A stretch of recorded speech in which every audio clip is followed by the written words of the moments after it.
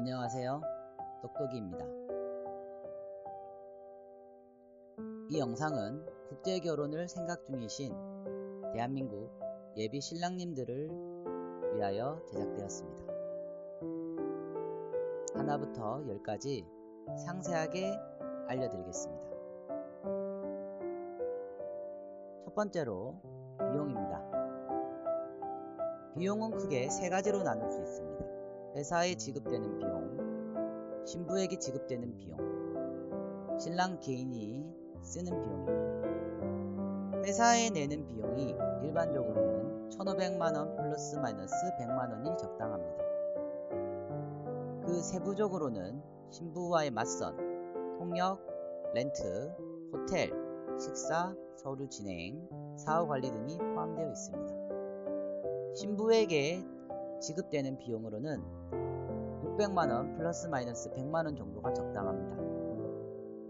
세부적으로는 전통 혼례 비용, 신부 한국어, 교육비 등입니다. 마지막으로 신랑이 개인적으로 쓰는 비용이 있습니다. 신부와 단둘이 쓰는 데이트 비용, 신부 기숙사 지원 비용, 신부에게 매달 주는 용돈의 개념의 비용이 있습니다. 또한 한국에서 맞춰서 가는 결혼 반지도 별도입니다. 그 이상으로 내는 비용은 마케팅을 어떻게 하느냐에 대한 차이일 뿐 제가 경험한 바로는 별 큰 차이가 없습니다.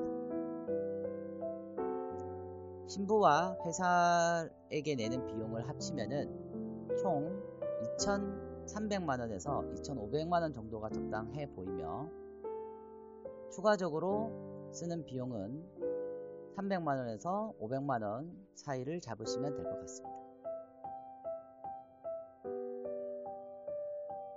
두 번째, 신부가 유입되는 다양한 경로에 대해서 얘기 드리겠습니다.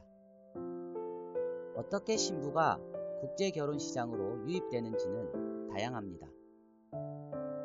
가장 많은 비율이 지방 동네에서 옆집 또는 친척이 결혼해서 잘 사는 모습을 보고 결심을 하는 경우입니다. 이 경우 대부분 마담이라는 중매 아줌마 또는 중매 아저씨를 통해 유입됩니다. 두 번째로는 페이스북이나 잘로 등을, 잘로는 베트남 카카오톡이라고 생각하시면 됩니다. 잘로 등을 통해 신랑의 신상 정보가 알려지고 그걸 보고 찾아와서 매칭이 되는 유입입니다. 세 번째로는 회사에서 자체적으로 모집을 하는 경우인데 이 경우는 말이 자체 모집이지 대도시에 나가서 신부들에게 결혼 생각이 있냐고 물어보는 식이 아니기에 여성의 출처가 굉장히 의심스럽습니다.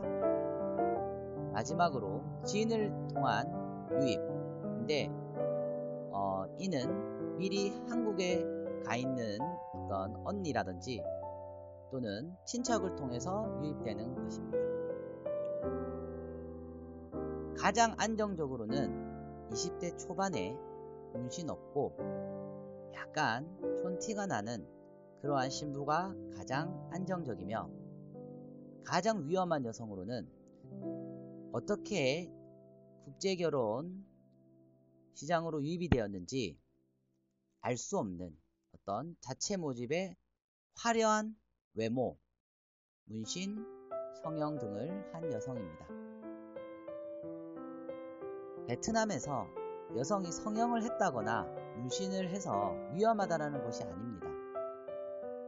여기서는 결혼의 특수성에서 어떤 한국에 와서 살아가는 여성들 중에 문제를 일으킨 대부분이 성형을 했거나 문신을 했거나 외모적 부분이 있기에 지적을 드리는 것입니다. 세 번째입니다. 어떠한 신부를 선택해야 하는가? 한국 신랑이 베트남 신부를 선택할 때 가장 중요한 것은 매력입니다.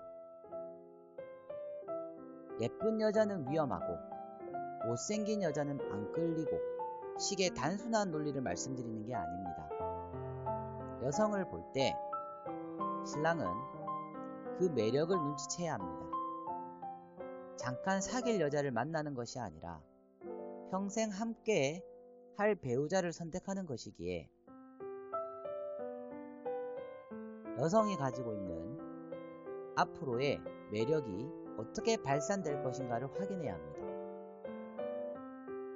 하지만 대부분 한국 신랑들은 이 부분을 잘 못합니다. 순배기의 경우도 결혼 시장에 유입이 되고 약 3개월 동안 신랑을 만나지 못했습니다. 순배기를 거절한 신랑들도 있고 순배기가 거절한 신랑들도 있습니다. 하지만 중요한 것은 순배기가 조금만 꾸미고 화장해도 엄청 이뻐진다는 것을 이제는 모두가 알 것입니다. 아무리 이야기를 드려도 사실은 여자 경험이 별로 없는 한국 신랑이 그러한 매력을 숨기고 있는 여성을 찾기가 힘듭니다. 그래서 사실은 회사의 조언이 필요한 것입니다. 다솜국제결혼회사는 대표님과 여성 실장님이 꼼꼼하게 신부를 체크하고 있고 정확하게 알려줍니다. 이 업을 한 지 10년이 넘었고 그동안 사건 사례 한 번 없었습니다.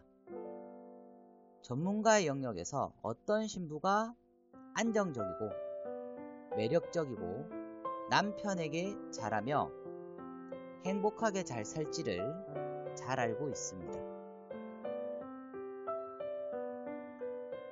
네 번째, 유튜버 똑똑이가 다솜국제결혼회사로 간 이유입니다. 많은 분들이 제가 이 결혼정보회사에 영입되었다고 알고 계시는데 영입된 게 아니라 저는 제 발로 직접 다솜국제결혼회사에 찾아갔습니다. 그 전에 저는 많은 국제결혼 업체를 접했고 그들과 협업이 가능한지 확인했습니다. 제가 국제결혼업을 하고 싶은 이유는 추후에 다시 설명드리겠습니다. 돈 때문만의 문제는 아닙니다. 저의 최종 결론은 다솜국제결혼회사였습니다. 이유는 첫 번째가 회사의 진정성입니다. 저는 유튜브를 운영함으로써 제 이름을 걸고 일을 하는데 제 얼굴이죠. 제 신부의 얼굴도 걸려있고요. 만약에 한 신랑이 사기 피해자가 된다면 저는 더 이상 유튜브를 운영할 수 없습니다. 유튜브는 순배기의 직업으로 직결되어 있기 때문에 저는 더 신중해야 했고 저라는 사람이 사기꾼이 되는 걸 죽어도 스스로 용납할 수 없었습니다. 그래서 사건 사례가 없고 결혼 이후에도 주기적인 회사와의 만남을 통해 진짜 가족처럼 지내는 회사가 필요했습니다. 만약 그런 회사가 인지도가 조금 떨어지더라도 찾을 수 있다면 제가 또 열심히 해서 인지도를 올릴 수도 있고 그를 통해 많은 안정적인 국제결혼을 꿈꾸는 신랑들에게 도움을 줄 수 있을 거라 생각했습니다. 그래서 저는 다솜국제결혼회사에 제 발로 찾아가서 직원이 되었습니다. 다섯 번째, 국제결혼업체가 예쁜 신부를 결혼시키면 좋은 점입니다. 첫 번째, 유튜브 조회수가 폭발적으로 나옵니다. 일단 조회수가 엄청 잘 나오게 되면 회사의 인지도가 급격하게 상승합니다. 두 번째, 그걸 지켜보는 시청하는 예비 신랑들의 대리만족입니다. 영상을 보면서 감정이입되어서 대리만족을 느낍니다. 저 또한 순백이를 만나기 전에 많은 영상들을 접하며 대리만족했습니다. 나도 저 업체에 가면 예쁜 신부를 만날 수 있다라는 강한 확신이 생기면서 결국 그 업체의 문을 두드리는 것입니다. 세 번째, 그러다 보면 상대적으로 나이도 젊고 경제력도 있고 외모가 괜찮은 신랑들도 많이 유입될 수 있습니다. 그렇게 신랑이 유입이 되면 또한 상대적으로 더 예쁘고 더 매력적인 여성들이 매칭이 될 수 있습니다. 이를 통해 회사는 계속해서 좋은 신부가 맺어지는 영상이 업로드되며 선순환 효과가 일어나며 메이저 업체가 되는 것입니다. 여섯 번째, 그렇다면 국제결혼업체가 예쁜 신부를 결혼시키면 안 좋은 점이 있을까요?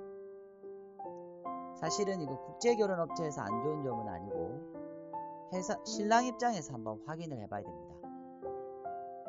첫 번째, 그 예쁜 여자는 어떻게 국제결혼시장으로 나왔는가에 대한 의문입니다.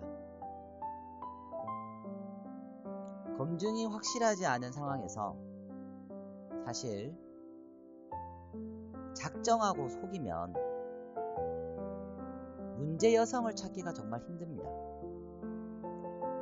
그 상황에서 문제가 있냐 없냐는 나중에 한국 가봐야 알 수 있는 건데 사실은 그 뒤의 내용은 회사가 잘 알려주지 않습니다. 잘 되면 당연히 알려주겠죠. 그런데 안 되면 사실은 회사의 이미지에 굉장히 나쁜 영향을 주잖아요. 그래서 안 알려줍니다. 두 번째, 신부는 정말 신랑을 사랑하는 걸까요? 예를 들어 여자 경험도 거의 없고 옷도 잘 못 입는 남자를 예쁜 여자가 진심으로 사랑할 확률이 어느 정도일까요? 국제 결혼이든 국내 결혼이든 결국에는 끼리끼리 만나는 건데 아무리 이쁜 신부라도 신랑이 부족하면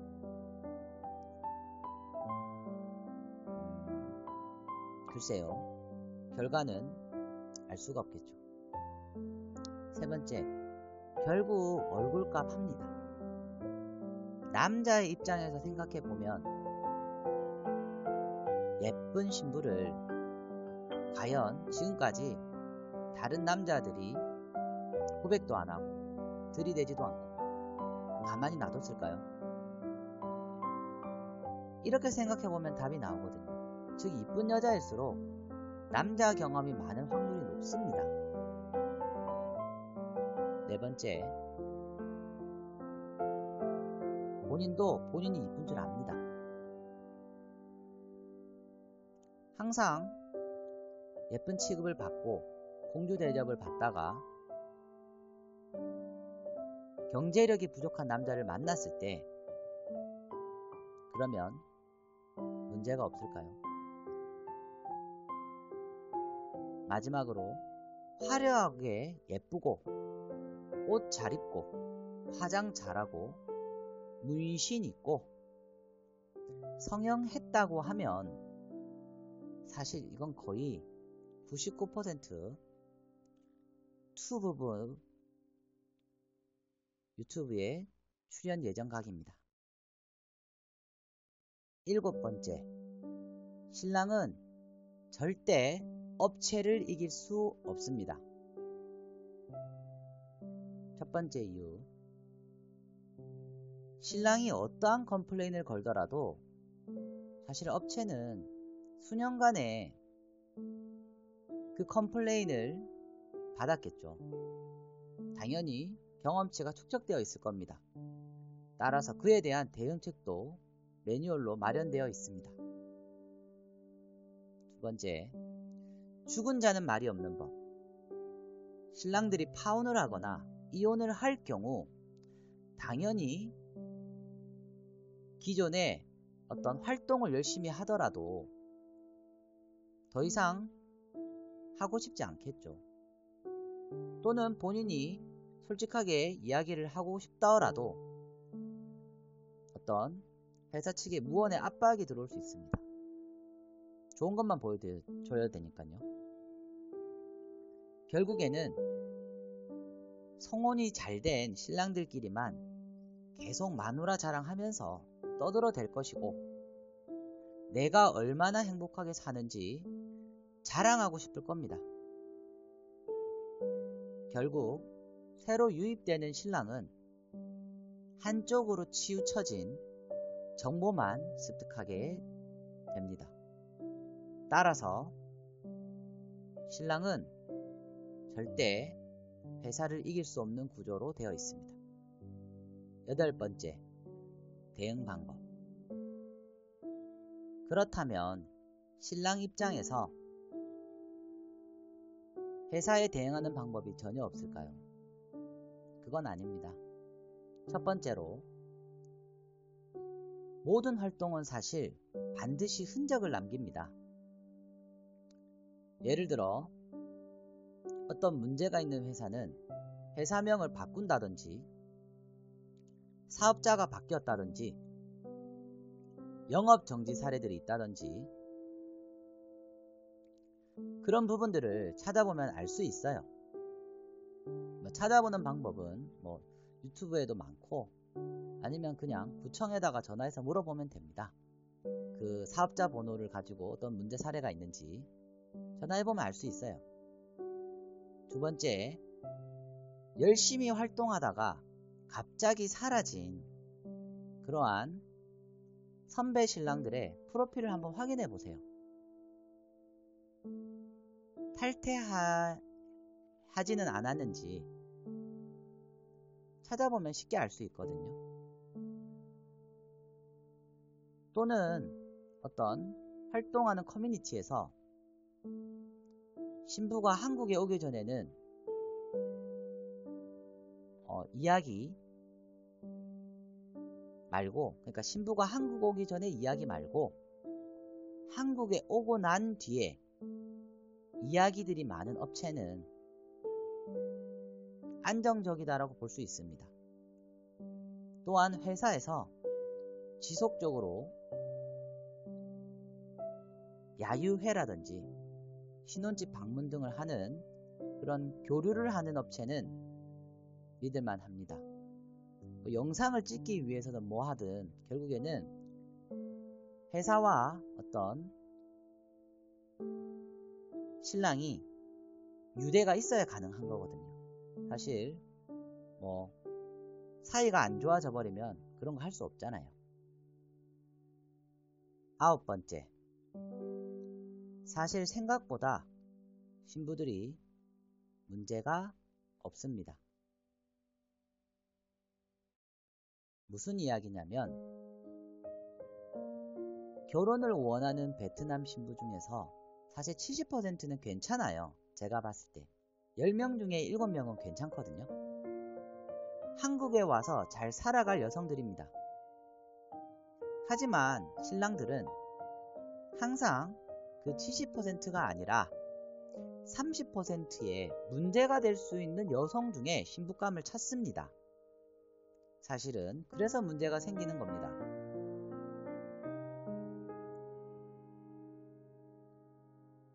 결국에는 서로가 사랑하면 그만이긴 합니다. 그런데 거기서 너무 외모만 밝히지 말고 신부 입장에서는 신랑의 너무 돈만 밝히지 말고 서로 적당하게 융합되어 잘 살아가면 그것이 가장 행복한 결혼 생활입니다. 나쁜 업체는 처음부터 신랑의 스펙을 뻥튀기 하고 통역으로 거짓말을 하면서 신부에게 온갖 상상을 심어주고 돈밖에 모르는 여자로 만들어 놓습니다. 신랑에게는 신부의 외모만 강조하면서 어떠한 검증도 하지 않고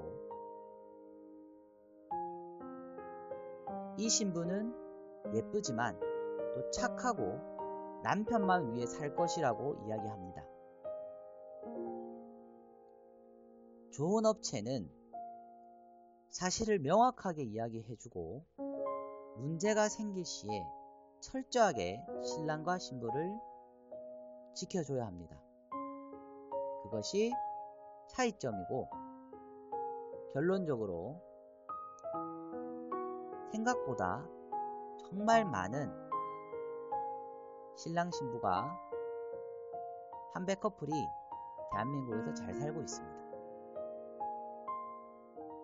10번째 마지막입니다. 똑똑이는 바보가 아니다. 간혹 제가 올리는 몇몇 영상에서 제가 허술하게 보이는 부분이 있습니다. 그런데 사실 저는 바보가 아니에요. 제가 어떻게 다솜 국제결혼업체를 선택했냐면 안정성입니다. 특정한 어떤 업체는 안정성을 무기로 삼아서 신랑을 유입하여 돈을 벌기도 합니다. 사실 근데 저는 그런 것들도 보입니다. 결국 가장 중요한 것은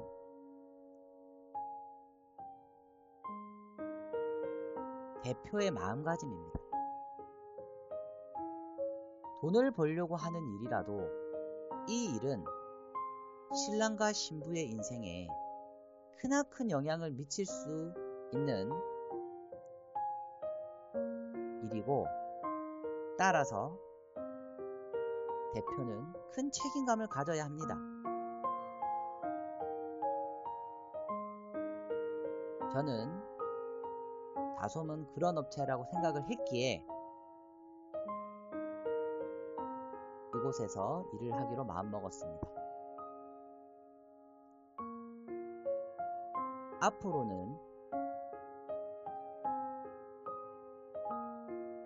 합리적인 금액을 받고 신랑 신부를 위해서 양심을 지키는 그런 회사가 살아남기를 진심으로 바랍니다. 제 아이가 살아갈 미래는 대한민국에서 조금 더 한배 커플이 인정을 받고 대한민국의 평범한 시민이 되어서 잘 살기를 바라기에 저는 앞으로도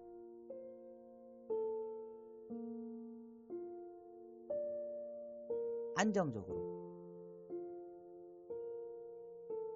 진심으로 신랑과 신부를 위하는 회사에서 일하겠습니다.